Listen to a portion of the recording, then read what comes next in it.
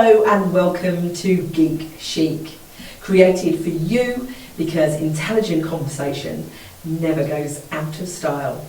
Here is the home for business brain candy. On Geek Chic, we invite subject matter experts to come in and give us their knowledge and wisdom and insights on a subject that could significantly impact your business. This podcast is brought to you from Sales Geek Essex in partnership with DMV Films, the home for professional podcast filming. See all of the links in the section below. Hello and welcome to Geek Chic, your go-to place for business brain candy. What we do is we invite subject matter experts in their field to talk about how their methods, knowledge and skills impact business's bottom line. That's P&L, not VPL. So, and today I have the marvellous Ben Miller. Ben Miller is the sales and marketing director for the lead generation specialist. I always say generation. Make it far too difficult. Done. I know, right?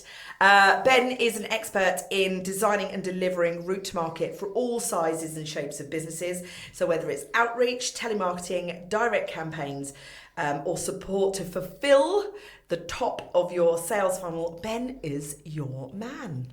Now there's an introduction. Isn't it just? And today we are going to be talking about prospecting and lead generation, which is absolutely so important to businesses, to pipeline, to keeping things moving. And it's the one thing that gets dropped all of the time when people get busy or people start to bring customers in, and then what happens, right? So we're going to cover a whole range of topics in this, and I have 5 fabulous questions to start us off. And the first one, we're going to start on the contentious issue, which we argue about on a regular basis, and that is email marketing, the place in prospecting for email marketing. Because what I'm finding is there are far too many people who are out there hiding behind their keyboards, sending out random emails, mostly to me and decision makers, who are inundated, especially by lead generation people, I'm just saying, well. all right?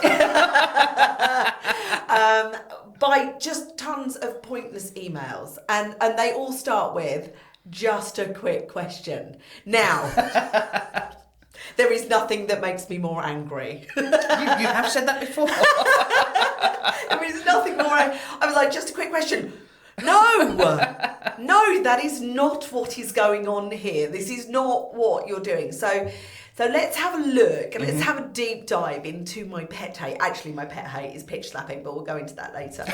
My pet hate, which is email marketing. I genuinely, as somebody who is a 40 plus years experience in selling, right? Taking whatever this is to market. And we didn't have emails then, right? Yep. So we're going old school, Gen X on everybody, all right? So being really, really contentious. Email marketing is, I think it's a spray and pray approach. I think it's invasive. I think it's annoying. I think it's weak. You know, so I'm not sitting on the fence here, Ben. No. But I know that lots and lots and lots of people disagree with me, and they can do that for about 5 minutes. And then, but there are people that disagree with me. So tell me, because I mean, it is one of the things that you do for your clients. Yeah. It is something that you advise. Yeah. It is something which is part of a wider campaign. It doesn't work on its own. Obviously. No, it doesn't. No. So talk to me about email marketing and let's have an argument. I'm sure we won't argue, Lisa. But the thing about email marketing is, like you say, it can't be a standalone. No. It has to be part of a much wider lead generation and marketing piece to enable you to, yes, build awareness within your data set, within your ICP, And if you think about the way that we do email marketing, it's Yes. it's twofold. Yes, we will pick up the occasional inbound lead, and you've hit someone at the right time, and they've gone, oh, do you know what? I'm actually really interested in this. Yeah. Can we speak? But from a telemarketing perspective, what it allows us to do is remove the scattergun approach to targeting. So Okay. if you've got a database of 3,000 prospect businesses, and you send out an email campaign, you're not going to start your telemarketing effort on those that are unsubscribing. You're going to focus Yes. on those who are opening, they're clicking through to the website, because Okay. there's something in that piece that sort of intrigued them to find out more. Right. And therefore that's sort of wrapped in within that telemarketing activity.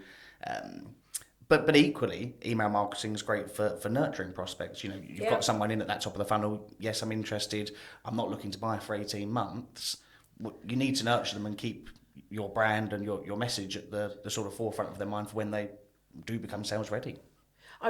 So that actually is possibly the only relevant thing that's registered with me about email marketing is the fact that it does reduce that scattergun approach. Yes. Yeah.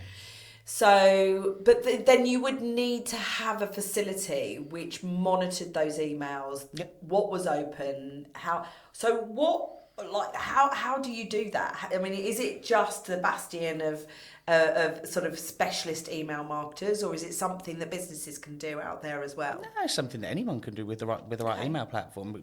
We have a purpose-built CRM for lead generation and email marketing, but the majority of email providers out there will have some form of tracking and monitoring that allows you to understand where people are clicking, what's resonating, and then really adapting your email marketing to support what your prospects are interested in.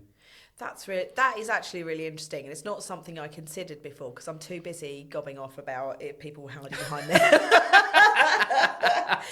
So that makes sense. But but the percentages are so light. I mean, it is literally like looking for a needle in a haystack, right? It still feels a bit random. I understand that those that click in and move through or unsubscribe, obviously not, but it could just be someone like me who's just really irritated and have got their VAs to turn around and go, anybody. Don't care who it is. I mean, the thing is, I'm very blessed in so much as I've built a really great network of businesses and support and all of that sort of stuff, and I'm a huge bastion of Essex businesses, and you of course are based in Essex, and that's part of my differentiation, that we are Essex based, we are for Essex, and that we support Essex business growth, prosperity, and all the rest of the stuff. So for me, it's like it would just be a straight no. If there isn't somebody within my network that I can call on for whatever services that I require, then that's what I'm going to do. I'm not going to be receptive, and I'm certainly not going to be receptive to anybody who emails me with just a quick question. Please tell me you don't do just a quick question. Never. Not anymore. Never. So, thinking about email marketing, I always speak to my customers, and the way I advise them is like, yes, you can, but I always send emails after a conversation. It's never before. So for me, there are a couple of things, and I'm not going to reveal those until you've probably done the same thing. There are a couple of things that can make a real difference to whether that email is opened or not. So talk to us about that. Well, there's a number of things there, from warming up your email account to the content that you're providing, the subject line. But really, for making email marketing really resonate with your audience is by understanding your audience. Yes. So if you're as part of your ICP, you're targeting marketing directors, you need to focus what's in it for them. Yes. What's really going to resonate with them and really pull them into ultimately a conversation with you. Yeah. It's that sort of sending out generic messages to everyone and anyone. It's just a quick question. Just a quick question. It's not a quick question because you'll never get a chance to ask that question. No. The door will be closed. And then you'll get an email from me going, maybe I should suggest you get some sales training. You've said you do that, yes. I do actually do that. I've got it cut and paste for all kinds of, those things. So now the one thing that I always find really, really impactful is that subject. So if you're going through your emails and I see the chance that I see something intelligent or funny or attention grabbing from a line, a subject line, because people won't see any more than that. No. They'll see who it's from, some random, then they'll see the beginning or the subject matter line in their kind of opening bar. So for me, that's the opportunity to sell, right?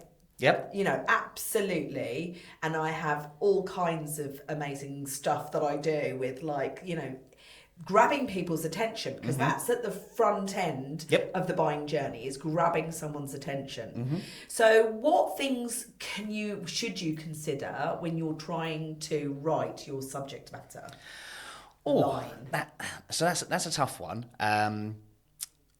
And really, I think the development in AI is really the way forward in that. So when you use AI correctly, and you talk about, it's a piece that we were discussing in the office only a few days ago, actually, when you look at how you use AI to really input that information and understand, but it comes back to understanding your ICP, understanding what's going to motivate them, and you put all of that in there along with the tone, the feeling, and you ask it to give you, 10 subject lines. Yeah, great, it's giving you 10 subject lines, but don't copy and paste them. Then take that further and use your own creativity to really develop that to ensure that you're going to pull in someone's engagement. Yeah, I agree. And I think that AI thing is really interesting. And I say I use a really interesting piece of... I use the same one. Do you? I love that. So I'm going to mention it because it is a brilliant tool for small businesses. It is. Sintra gives you 14 AI employees, and one of those is an email marketing, SEO. Absolutely. All of that kind of stuff, social media.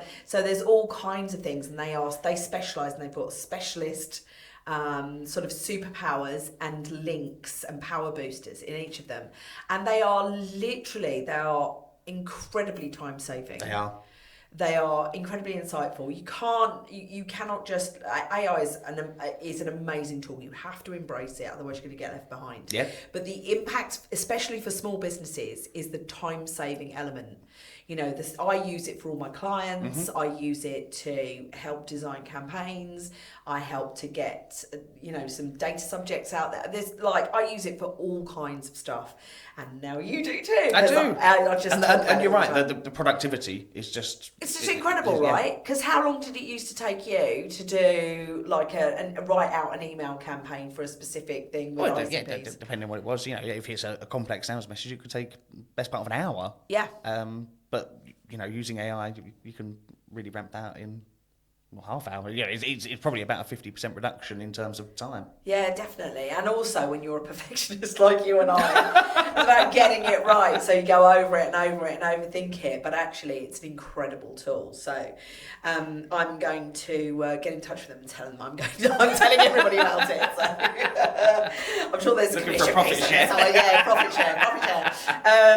So the AI piece is really interesting. I think that line, that top line that you use, I think the best one, most successful one, I think we had something like, I don't know, it was like a 16% click through. Like, people would click onto the email, they might not have done anything with it, and it was like, what is your sleeping tiger? It was completely random. And what they'd done is, it was from Positive Aging Company, and they'd done a lot of research into the impact of an aging workforce with regards to working carers, and they'd create this algorithm which would calculate what the actual cost implications and cost and money impact was for every single business. And there was a link to the sleeping tiger calculation, and honestly, I think we did BT was something like 183 million pounds a year impact on of working carers, absenteeism, presenteeism, people supporting elder parents and all of that sort of stuff. So, but that was massively impactful. And we had it was probably the only email campaign that I think I've ever seen really, really work. And we got business from it. Yes, there was a very clear line of sight. Yes, it was going to people that they'd already spoken about, already influenced, already kind of had that thing, but there was also an awful lot that hadn't. So that sleeping tiger. So it was interesting. It was like, what's, that it's about how do you grab that attention. It's that thought leadership piece as yes. well, isn't it? You're talking about something that's going to resonate with your audience. Yeah. And it's all about relevancy. Yeah, definitely. So keeping it relevant, keeping it focused, keep it exciting. Do not put just a quick question staring into camera. Don't do that. And use humour, Yes. People resonate with humour. Yeah, because there is nothing duller than going through your emails, right? No. I mean, as salespeople, we don't like that. And certainly as founders, we like to keep it simple. So time's precious.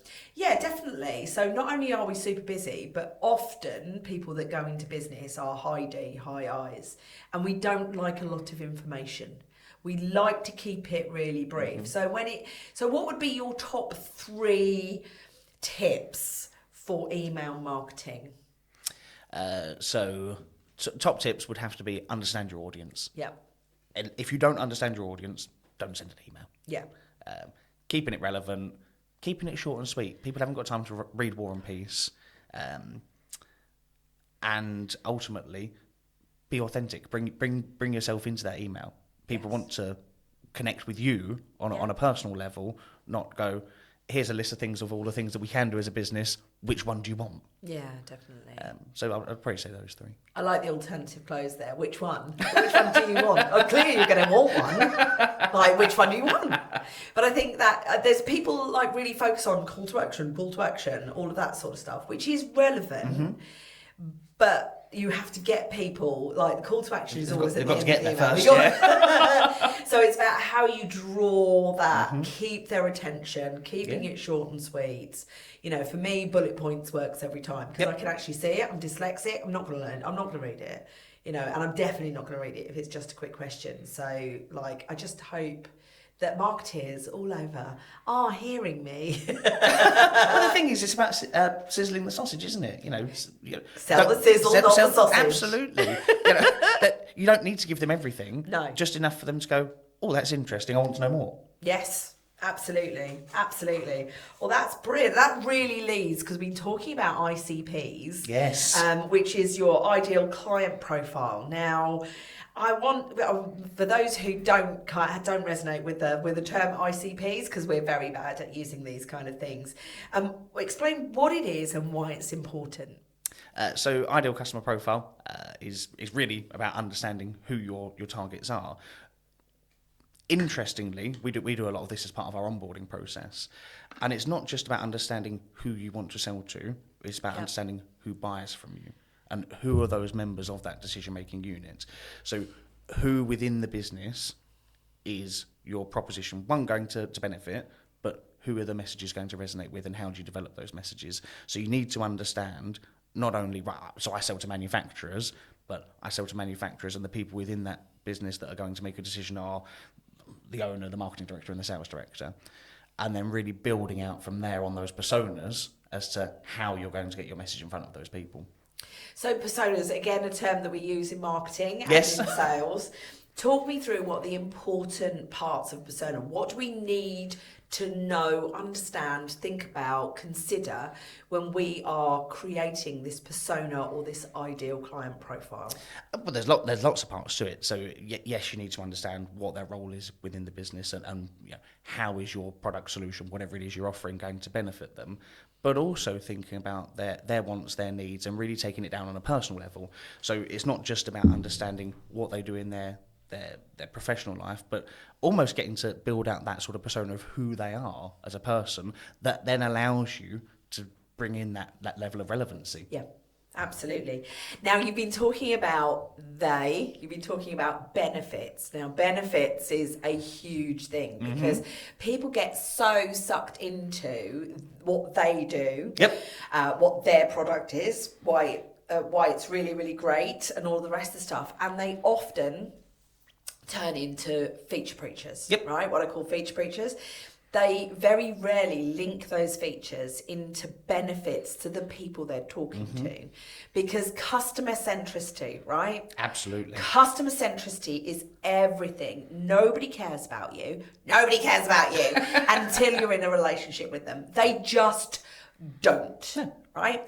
So having that customer-centric mindset and what is of benefit to them, what do they value, what is going to capture their their imagination, their attention, what's going to do that. So customer centricity, they're like, it's not about you. Get out of your ego space, get into their needs, their benefits. Absolutely. Because ultimately, all sales is building a relationship with authenticity. And you just need to get people to trust you enough to give you their money, all right? They're going to be looking for what it is you do, and then you just have to take them over that trust bridge into sales heaven. Just made that up on the pod. So really focusing on the benefits. What are the benefits to them? Now that can be quite tricky, right? It can. Because what you think is a benefit, it's not about what you think. Nope. Again, it's going to the customer centricity. So what advice can you give on benefits about pulling those benefits forward for people's ICPs and for their marketing and their direct telemarketing and their direct selling and their cold calling? Well, I think really you need to sort of reverse engineer that, really. So you need to look at your existing customer base. What challenges have you helped them solve? Why did they buy from you? And that way you can really work out what those benefits are. You made a really good point a few moments ago about, I think the benefits are, well, it's not about us. Yeah. It's about the prospect and the people that are buying from you. So you need to understand your customer base. Yes. In order to understand how you can sell to more people like that. Yes, and then we go full circle Absolutely. to the ICPs. Well, we end up where we began. So yeah, I'd absolutely, completely cheerlead all of the stuff that you're saying, because it is completely up to them. So the next thing I want to talk about. Come in. Sorry, I was trying That's to all right. cut you out the right point, but just lost one of the cameras. That's okay. The middle one's there, so it's fine. But just I wanted to stop you all the questions. That's right. It's only one that's looking at Lisa.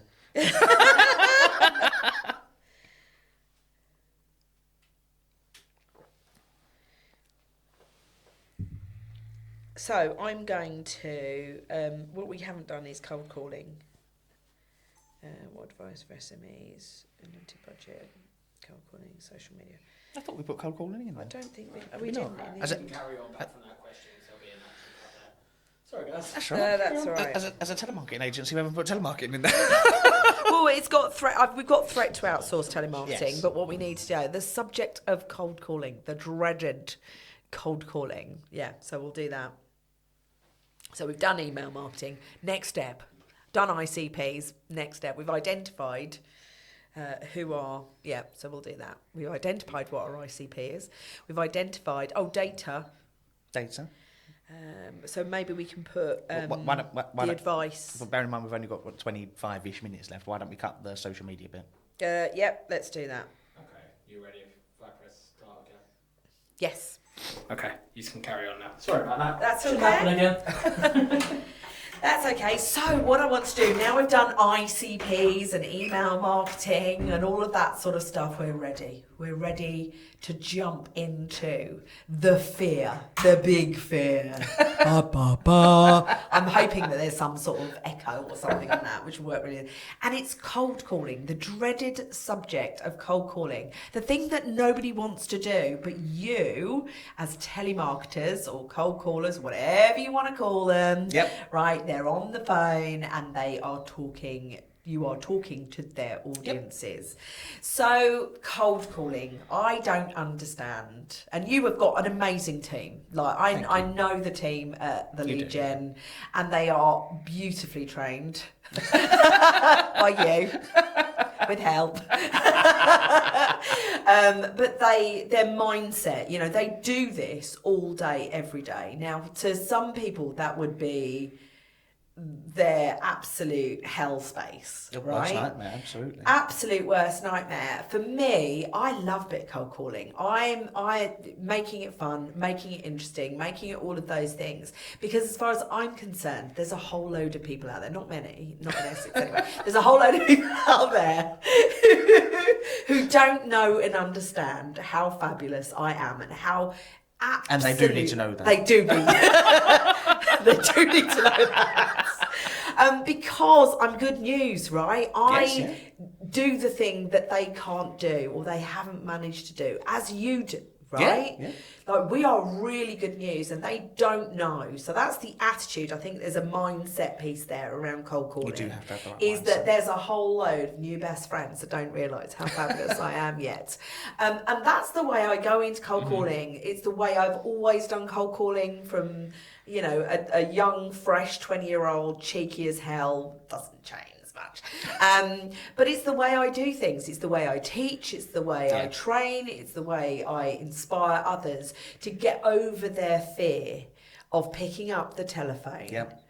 God, and it's so much worse now than ever before. I mean, there are so many people out there who text rather than pick up a telephone call. Yeah. Like, it's absolute insanity. So, cold calling, it is your forte. It is the centre of what it is you do. Taking away that pain, that nightmare, that it is picking up the phone and going to market for your customer. So talk to me about cold calling. How do you approach it? How do you take the load away from, you know, busy business owners? But also, it's not just the small companies that are looking to scale. Because often when we're looking to scale, we outsource first, test out the market, and then kind of invest when we're robust enough or happy enough to be able to do that for ourselves. But for cold calling, what are the advantages of outsourcing this stuff?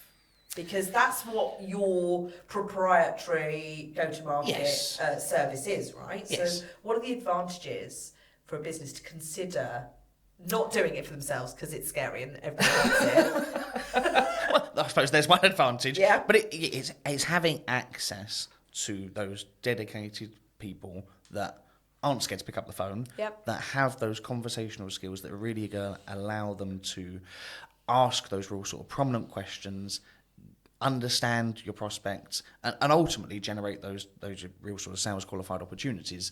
And I think really that comes down to the person themselves. And really being able to, you know, and we all have different approaches. Your approach is very different to mine. Whilst we have similarities, you know, we're all different, and it's about really sort of understanding and having access to those people without the burden of hiring yourself.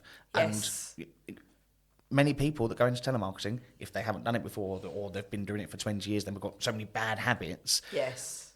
On paper, you go, oh, great, I found the person that's going to generate me loads of leads. But until they get on the phone, you don't know that. Yes. Yeah. So, when would you advise either bringing in somebody yourself, because or kind of dipping into, because it's not as well. I mean, there's cost implications, isn't there? There are, yes, and I think, and it really comes down to what you're trying to achieve, but equally what your budget is as well. Yeah. If you've got a dedicated sales team and you've got people that can do telemarketing internally, and you've got the capabilities to work with them and coach them and manage them, do it internally. Do it internally. But there's no need for you to outsource. But if you've got a smaller team and you haven't necessarily got that skill set to train and mentor someone and really bring out the best in what they can achieve, then really you need to look at outsourcing, because that's where our expertise comes in terms of not only developing our people, but developing your pipeline and your growth. Yeah, absolutely. And it's really interesting that you talk about having the ability to train and mentor and support salespeople, because this is a little bit of a glitch in the process. So you come in and you fill the top of that hopper. You bring in some fabulous leads and you do the work and you're email marketing and you're following up and you're doing all of that stuff. And then you pass this baby across to sales teams. Yep. Now, at this point, letting go, throwing it over the fence, it doesn't matter how much you can prepare or deliver or, any of those things. When you pass that lead across to a sales team, Yep. this is one of the biggest threats to your business, right? Absolutely. And so talk me through, because I'm likely to be far more cutting than you are. But talk me through what happens. You do this stuff, you do all the hard yards, they pay you to get out there and do the stuff they don't want to do, and then we pass across the lead. Yep. Biggest threat. Biggest threat. Absolutely. So talk me through that. So this comes down to your sales team and really understanding the capabilities in their sales abilities. We're at the thin end of the wedge. We're engaging people in conversations that haven't made an inbound inquiry. They've not gone, I need this. I'm going to type into Google and find you. Yes. We've come to them. We've had a real sort of detailed conversation. We understand their wants, their needs, what they're looking to achieve, but it's a different type of sale. You're not order taking. No. So you need to be able to build up that relationship with someone that's needing that trust in you in order to buy. And if your salespeople haven't got that ability, we're normally the first ones to go. Yes. I'm going to be less polite than you because I can. This is my show. And it is a case that you do all the hard work. Yep. You get the leads, then you pass it across to teams, and they don't convert. Mm-hmm. Then whose fault is it? Well, they point the finger at you because if you outsource a company, and this is one of the things we've spoken about a lot. Yeah. And it's all very well you delivering all of these leads. They've invested in you, they believe in you, the team's doing a great job, you pass across the leads and they're dropped. They're not followed up within 24 hours. They're not, again, followed up. The follow-up is appalling, right? It can be. And so if you don't have, it's all very well you investing in, something beautiful and shiny vehicle like the lead gen specialists, and then pass it across to a sales team that isn't trained, isn't supported. Some people don't even have CRMs. Like that. Like I go into businesses all of the time, and I see this. And even when they've got well-versed, very mature salespeople who've sold them the dream, don't worry, I'll leave it with me, I'll take it on, I'll do all of this. Actually, the conversion rates are appalling. And instead of looking to their own team, they automatically say, well, that didn't work, the leads were rubbish. And you know full well, and I've listened to the calls of the team, I know how hard they've worked to engage with that person. They've got them on board. They've made that person want to speak to the company. Yes. Right? That's a huge, you've opened a door. Outbound is like a huge thing. So they've done all of that, and then your sales team either aren't responsive, aren't trained, and we know that 86% of all businesses do not train their salespeople. Right? Now you would think that was a huge opportunity, especially for a sales trainer like me. Yeah. Right? But people don't do it. They invest in all the other stuff, but they don't train their staff. And then they point the finger at you. Right? Yes. It needs to be cohesive, right? It does need to be cohesive, and I think from our perspective, that's where bi-directional feedback is really important. Yes. It's all well and good us saying, this market's really interested in your products and services, but actually feedback to us on the opportunities that you are sitting with, because actually that's how we augment and refine the campaign to ensure that we're generating sales leads that you can convert. Yes. So if you look at our onboarding process, we'll set out what the qualification criteria is. Once you've set a couple of appointments, it's not uncommon that clients will go, actually it'd be really beneficial if we could also know whatever it is. Yes. And let's put that into our conversation. Let's augment that and really assure that the leads we are generating are aligned not only with the types of businesses you want to sell, but those that you can sell to. Definitely. And it's an organic process, Yeah, right? yeah. I mean, you're not going to, everybody goes, right, we're going to get these people in and they're going to do it. And that's not a thing, right? No, it's not. This is a longer process because we don't always get it right. And I think it's really I think it's insanity for people to expect you, even as professionals, to hit the nail on the head right the first time. Because often people don't know their products, they don't know the differentiation, they don't know how people respond, they haven't done this in their own business, they've been inbound only and they're just doing outreach because they're not getting enough inbound because their SEO isn't working or their email marketing isn't working or whatever else it is, all right? Because this is a multiple layered approach to prospecting and route to market. So, but it is a journey, right? And you have minimum terms so that you can prove out, evolve, learn and grow. So it's that fail fast, learn and grow, which is incredibly important. It is. Because, you know, it might not be, you might hit a gold seam on the first take, but it's unlikely, right? The campaign grows in maturity. It does, absolutely. And I would say, what would you say is the minimum amount of time to really get to grips with a telemarketing or telesales or cold calling campaign for the top of your hopper? So in terms of us, you know, we work on an initial sort of 3 months, but actually it's that first month that's really that sort of iterative process of understanding what's working well, and we provide weekly reporting as you know. Yeah. And it's great talking about the pipeline. We've had all these great conversations, but that's not teaching us anything. Let's talk about the people that are saying no. Yes. Let's understand why they're saying no, what's not resonating with them. Is it the data? Is it the messaging? Are we not quite getting the benefits in the way that's resonating within that ICP? So for us, it's all about the people that say no that's more interesting than the people that are saying yes. The people that are saying yes, great, wonderful, they're yours. But let's understand why people are saying no. And that's how you really develop that lead generation process. Definitely, because we don't learn anything from the things that we do right. No, absolutely. Right? We don't. It doesn't even register with us. No. You know, it's like, oh yeah, that was easy. There was no trauma involved. There was no bloody noses. There was no bruising. You know, the stuff that goes well. Yeah, okay, we got that right. Congratulations. And it is really important to recognise those wins. Yes. But the real growth, the real understanding is from the no's, from the pushback. So I always welcome. I love an objection, all right? You do.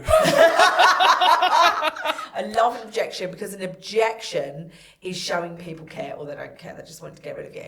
But there is a real opportunity in that and pushback, and it's the no's. And for me, I think telemarketing always, you know, and sales, cold calling, it starts with that instant spark.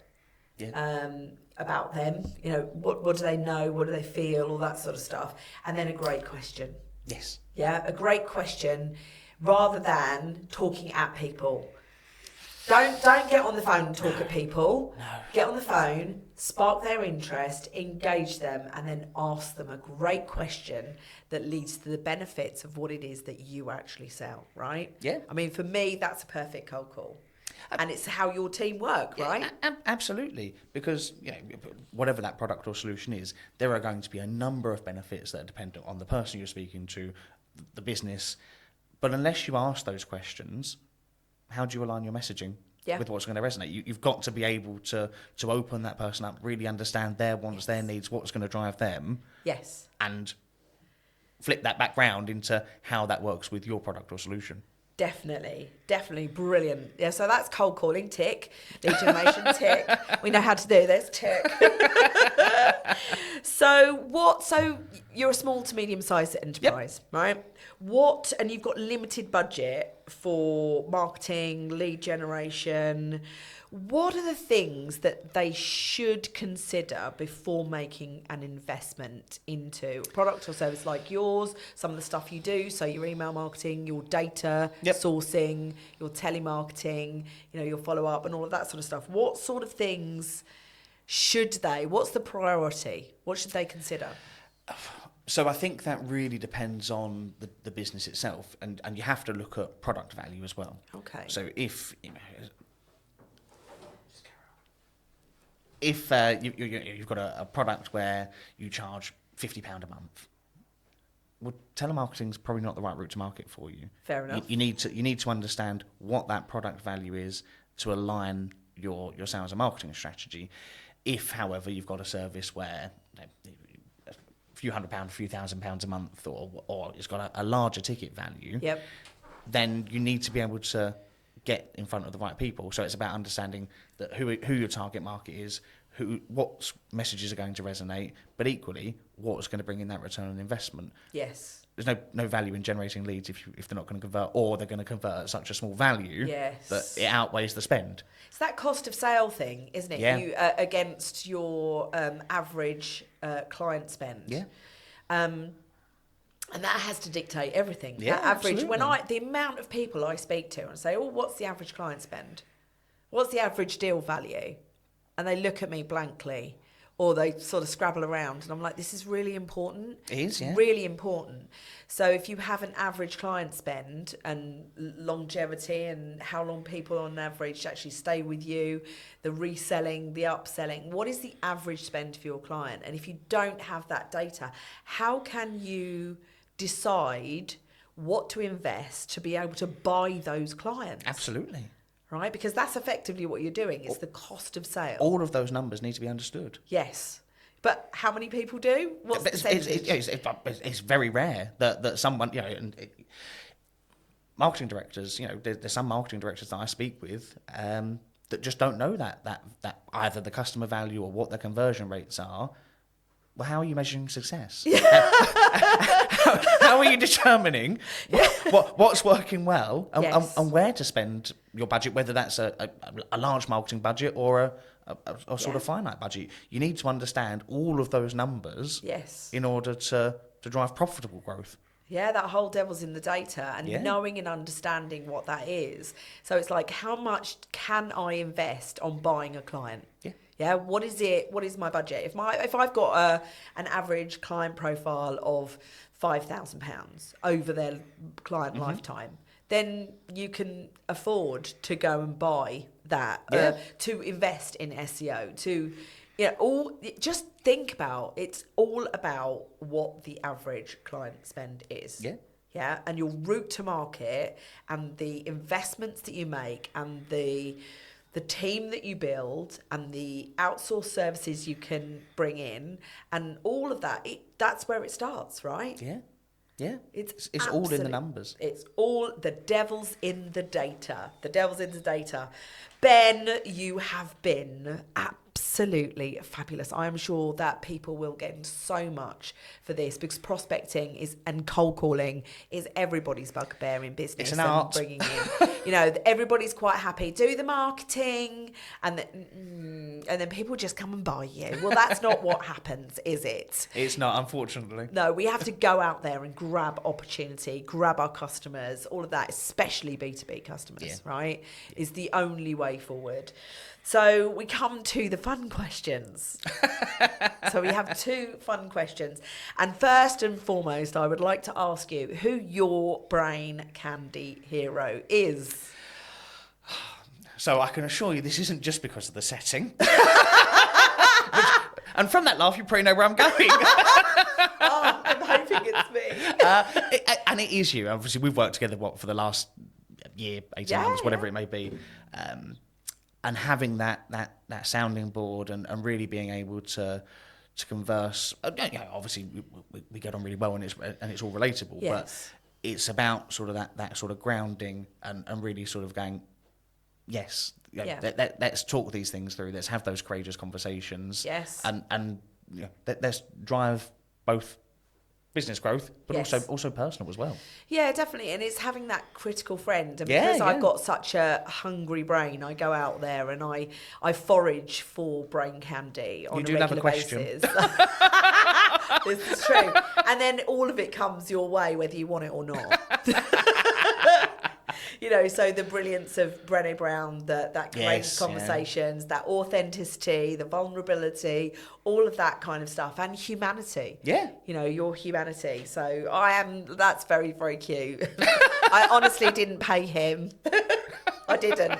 I might bribed him a little. No, I didn't. And the other thing is, what's your most profound piece of wisdom or advice that you can give to our audience? I think it is about authenticity and remaining your authentic self. But yes, we all know people buy from people, but actually, unless you're able to show that sort of vulnerable side and you're able to really allow them to connect with you on a personal level, Yes. you can't build those deep relationships that turn into real profitable growth. And no one wants to sell just once. You want to retain your business. You want to retain your clients and grow with them. Yes. And you can only do that if you remain authentic. Definitely. And there's been some studies around authenticity and energy frequencies.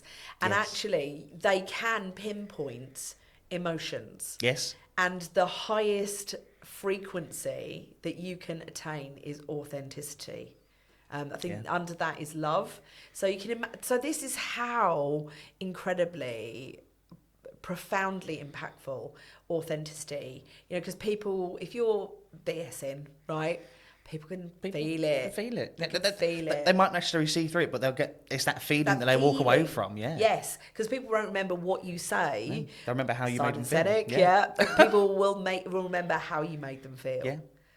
Absolutely brilliant. Ben, from the lead gen specialist, you have been an absolute dream. I'm sure that everybody out there will have gone away with some great pointers and some brilliant things to understand about prospecting and lead generation. Thank you so much. Well, thank you for having me. your time and your wisdom, and look forward to talking to you again soon. Thanks a lot. Thank you. Thank you for listening and watching our Geek Chic, our podcast created for you because intelligent conversation never goes out of style. Your chosen place for business brain candy. We hope you have enjoyed this conversation. Please remember to give us a thumbs up, a follow, a like, a share, subscribe, all of those things. Tell all of your friends, comment, give us feedback, and we hope you've enjoyed our little production. It is brought to you in conjunction with Sales Geek Essex and DMB Films, the home for professional podcast filming. This is Lisa from Sales Geek, wishing you all wisdom and wellness. Until next time.